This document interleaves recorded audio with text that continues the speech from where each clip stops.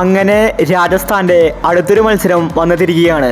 ഇന്ന് രാജസ്ഥാനും ഹൈദരാബാദും തമ്മിലാണ് മാച്ച് നടക്കുന്നത്. SRH ഇന്ന് ജയിച്ചേ മതിയാവൂ.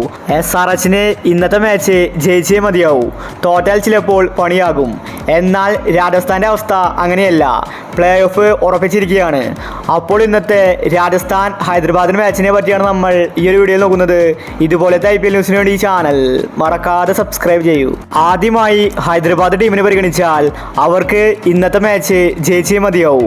ഇനി തോറ്റാൽ അവർക്ക് പ്ലേ ഓഫിൽ കയറാൻ സാധിക്കില്ല. അതുകൊണ്ട് SRH ടീം രണ്ടും കൽപ്പിച്ചായിരിക്കും ഇന്ന് വരാൻ പോകുന്നത്. ഒരു ഹൈസ്കോറിംഗ് മത്സരം നമുക്കിന്ന് കാണാൻ സാധിക്കും. പക്ഷേ രാജസ്ഥാനെതിരെ അത് നടക്കാൻ സാധ്യതയില്ല. അതുപോലത്തെ മികച്ച ബൗളിംഗ് ആണ് രാജസ്ഥാൻ പുറത്തെടുക്കുന്നത്. അപ്പോൾ SRHന്റെ പ്ലേയിങ്ങിൽ നോക്കാം.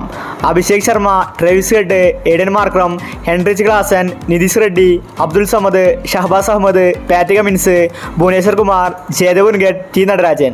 ഇനി രാജസ്ഥാൻ ടീമിനെ പരിഗണിച്ചാൽ അവർ ഓൾറെഡി പ്ലേ ഓഫിലെത്തി.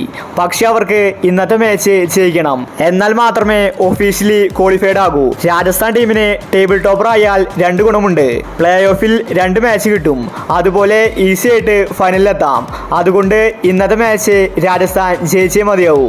നിലവിൽ രാജസ്ഥാൻ മികച്ച ഫോമിലാണ്. ബട്ട്ലർ ഫോമിലാണ്. അതുപോലെ ജയ്സ്വാളും. ഇനി ക്യാപ്റ്റൻ സഞ്ജു ആണെങ്കിൽ വെടിക്കെട്ട് ബാറ്റിംഗ് ആണ് കഴിഞ്ഞ മത്സരത്തിൽ കാഴ്ചവെച്ചത്. അതുപോലെ മധ്യനിരയിൽ ജൂറലുമുണ്ട്. ജൂറലും ഫോമാണ്. അതുകൊണ്ട് രാജസ്ഥാൻ ടീമിനെ പേടിക്കാൻ ഒന്നും തന്നെയില്ല. പക്ഷേ ഇത് ഹൈദരാബാദാണ്. 287 റൺസ് ഈസി ആയിട്ട് അടിച്ചിട്ടുള്ള ടീമാണ്. അതുകൊണ്ട് രാജസ്ഥാൻ പേടിക്കേണ്ടിയിരിക്കുന്നു.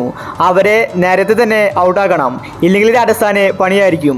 അപ്പോൾ ഇന്നത്തെ മാച്ചിനുള്ള രാജസ്ഥാന്റെ പ്ലേയിങ്ങിൽ നോക്കാം.